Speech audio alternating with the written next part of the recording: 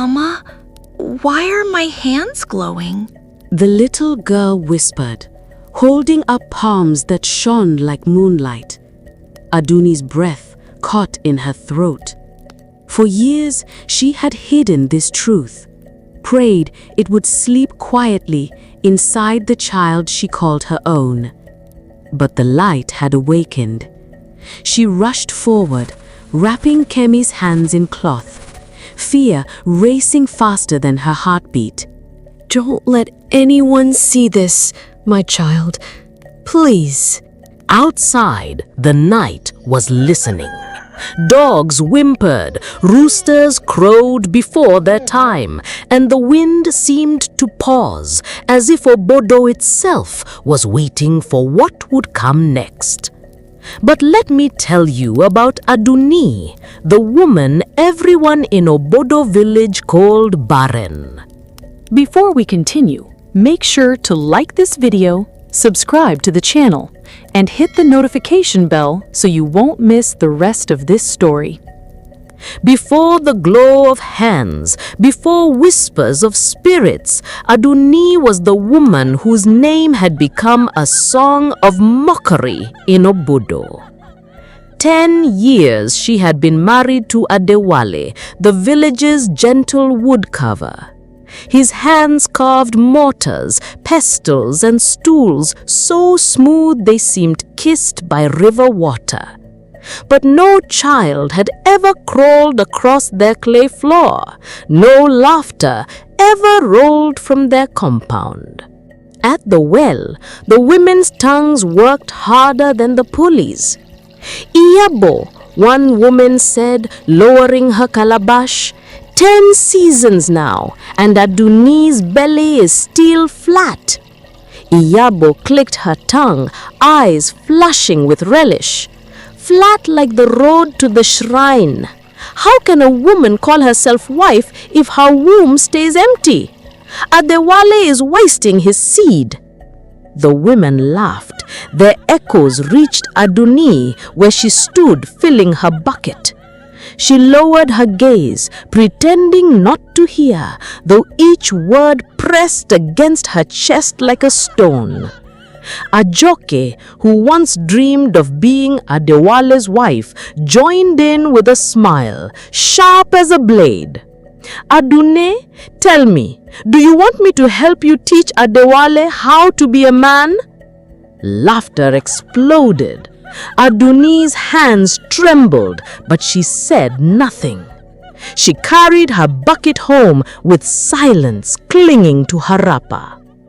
That night, after cooking yam porridge, she slipped away to the shrine under the old Iroko tree. She placed palm oil and bitter cola at its base, knelt, and pressed her forehead to the earth. "All spirits of the forest, river, and sky," she prayed, voice breaking. "Have I sinned against you? Forgive me. Give me a child. Let me hold someone who will call me Mama." The leaves above shivered as if listening, but no voice answered. Only the nightjar's call and the slow, endless ache of silence. When she returned, Adewale was sitting outside with his carving knife, the lamplight soft on his face. He looked up at her, reading the sorrow she carried like a second skin. He set the knife down, taking her hand. "Aduni," he said gently, "do not let their tongues pierce you. I married you for your heart, not for the weight of your womb." Her lips trembled. "And yet, what am I if not barren?" He set the knife down, taking her hand. "You are the woman who laughs like rain, who makes even an empty house feel full. Do not let Obodo tell you otherwise." But when she lay beside him that night, her eyes remained open, staring into the dark. Barren, barren. The word followed her into her dreams, echoing like a curse. It was a night when the moon was thin, hanging in the sky like a cowrie shell. Aduni awoke to a sound she had never heard before, a baby's cry, faint but sharp, threading its way through the palm trees beyond the village. She sat up quickly and nudged Adewale. "Do you hear it?" He frowned, half asleep. "It is the forest. Go back to bed." But the cry came again, carrying with it a pull that gripped her chest. She rose, tying her wrapper tightly, and stepped into the night. The path to the forest was damp, the air heavy with the smell of earth and raffia leaves. Fireflies winked like tiny lamps, as though guiding her. The crying grew louder, leading her to a clearing beneath the towering silk cotton tree. There, at its roots, lay a small raffia bundle glowing faintly under the moonlight. Aduni's breath caught.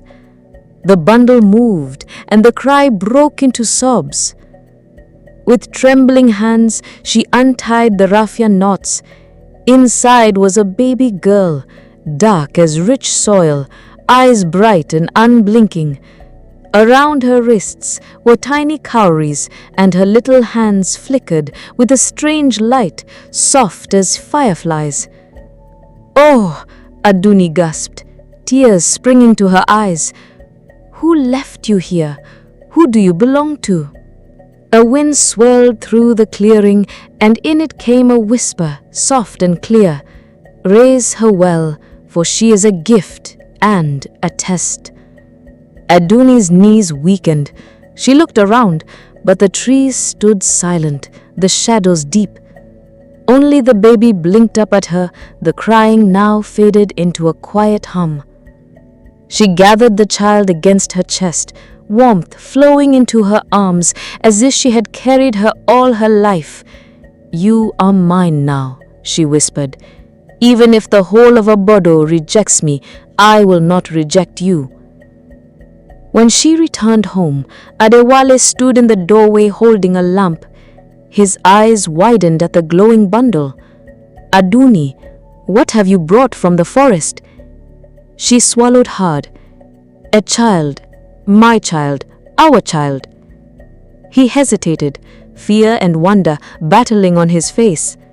"Aduni, people will talk. They will not believe this. They will call her a spirit child." "Let them talk," Aduni said firmly, clutching the baby closer. "For years I have been mocked. Tonight the spirits have answered me. I will not throw away their gift." Adewale stared at the baby, then slowly reached out and touched her cheek. The glow softened, as if recognizing him. His shoulders dropped, and he whispered, "Then her name shall be Kemy. God pampers us." That night, as the village slept, Aduni stayed awake listening to the child's soft breathing. For the first time in years, her compound no longer felt empty. Yet deep inside, her heart trembled with the whisper that would not leave her. Gift and test.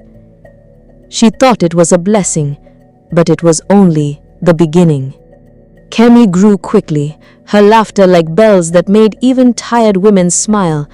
At first, Aduni thought the spirits had given her nothing more than joy in human form, but soon signs began to appear. When Kemy toddled near the goats, they quieted, bowing their heads as though she carried a hidden staff. Birds landed close without fear, and even stray dogs followed her to the well. At night, lamps flickered and grew brighter whenever she giggled, dimming again when she sulked. Aduni tried to hide it. She stitched tiny mittens for Kemy's hands, telling the girl they were to keep her warm. But one evening at the market, the child reached out for a gourd, and her fingers glowed faintly. Iabo, ever sharp-eyed, caught it at once. "Ehe, Aduni," she said, smirking as her calabash filled. "Since when do babies carry lanterns in their hands?" Laughter followed, but Aduni brushed it aside with a forced smile. Yet Iabo's words spread like fire through dry grass. At the grinding stone, Iabo muttered, No barren woman suddenly finds a baby without a story. At the pepper stall, Ajoke leant forward, her voice dripping with malice. Did you not hear?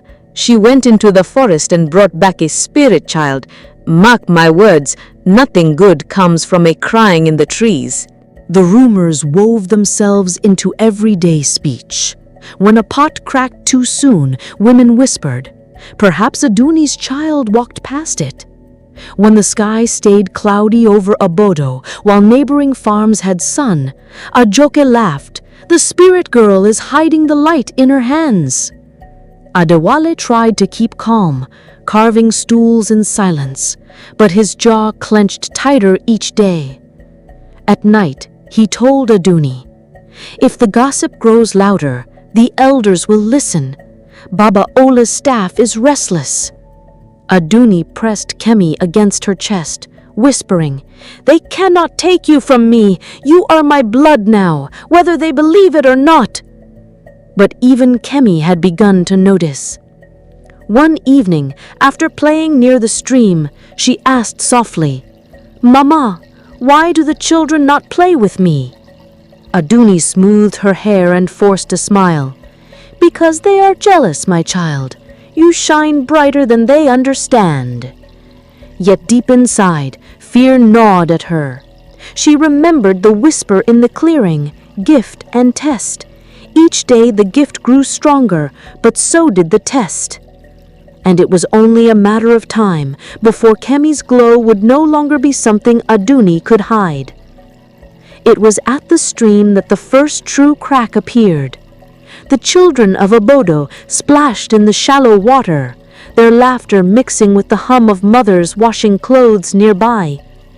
Kemy stood a little apart, her small cotton mittens damp as she dipped them into the cool stream. A tiny fish, trapped in a shallow pocket, flapped helplessly. Kemy's heart softened. She reached out, forgetting Aduni's warnings. Her bare fingers brushed the water, and at once it shimmered. A silver glow rippled outward, gentle but unmistakable. The trapped fish darted free, swimming into deeper waters. Two girls nearby gasped. One clapped her hand over her mouth, the other stumbled back, eyes wide. Did you see that? She whispered. Kemy froze, hands trembling. She quickly shoved them into the water to hide the glow, but it was too late. The gossip would not wait for nightfall. By evening, whispers had already reached Baba Ola, the eldest of Obodo. In his compound, men sat in a circle, voices buzzing like hornets. They say she stirs water without touching it. They say her hands shine in the dark. Was she not found in the forest? Baba, the spirits do not give without reason. Ajoke was there too, her tongue sharp with satisfaction. I told you, she said, clapping her hands together. Aduni bargained with the forest. She calls a spirit child her daughter, but one day that child will call the spirits back upon us. Baba Ola listened in silence, his old eyes heavy with thought. Finally, he struck his staff 3 times on the floor. The chatter died at once. Summon Aduni, he said, voice like dry leaves in the wind. Let her speak before the council. Truth hides in shadows, but shadows cannot hide forever. When Adewale brought the message home, Aduni's chest tightened. She sat on her mat, Kemy curled in her lap, mittens hiding the hands that could no longer be contained. I will go, she said quietly. Adewale shook his head. We will go. No, Aduni insisted, her voice breaking, but steady. I carried her from the forest. I will carry her story before the elders. That night, as Kemy drifted to sleep, Aduni whispered into her ear, no matter what they say, you are mine. Even if the whole village rises against us, I will not let you go. Outside, the night was still. Even the crickets had swallowed their song, as though Obodo itself waited to see what the council would decide. The market square of Obodo pulsed with noise that morning, hawkers calling, goats bleating, drums rolling to announce new yams. Aduni moved carefully among the stalls, Kemy close to her side, her small hands hidden in mittens. She prayed the day would pass quietly. But Ajoke was waiting. She stepped out from her pepper stall, voice raised so all could hear.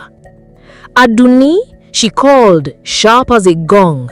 "Tell us, is it true you nurse a spirit child, a forest gift that does not belong to you?" The market fell into silence. Heads turned. Iabo leaned forward eagerly, her eyes gleaming like polished gourds. Aduni's heart thudded. She pulled Kemy closer. "I found a crying baby. I gave her a home. That is the truth." Ajoke smiled thinly. "Then prove it." She motioned to a boy who placed a calabash of water between them in the dust. The crowd pressed closer. "If your daughter is nothing but flesh and blood, then let her stand near this calabash and nothing will happen." Aduni's mouth went dry. This is foolishness. But eyes burned into her. The crowd would not let her walk away.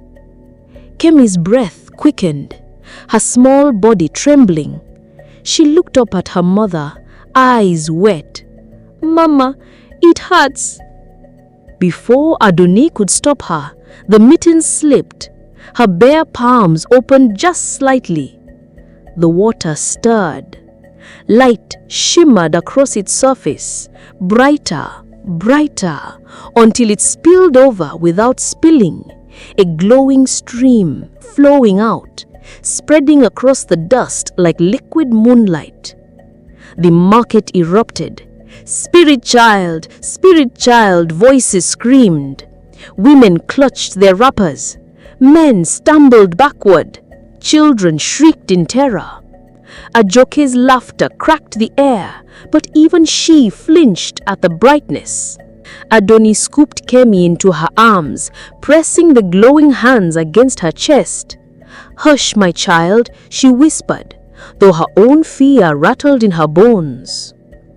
Then, from the shrine at the edge of the square, the old iron bell tolled once, twice, then a third time, though no hand had touched it. A sudden wind tore through the market, lifting dust and wrappers into the air. Stalls shook, calabashes hummed, goats bolted. The people of Obodo cried out and fell to their knees. What happened next would divide the entire village of Obodo.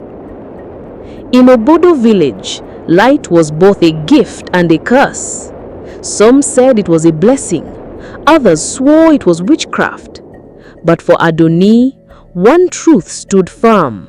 The child she found crying in the forest was hers, no matter what the world believed. Yet whispers had already turned into shouts, and fear was spreading faster than fire in the Harmattan. The elders would be forced to decide, and Aduni's love alone might not be enough to protect Kemy from a village ready to call her a spirit. Did you enjoy this story? Like, comment and subscribe for part 2, where the elders summon Aduni before the shrine, and Obodo must confront the mystery of the child who shines with light.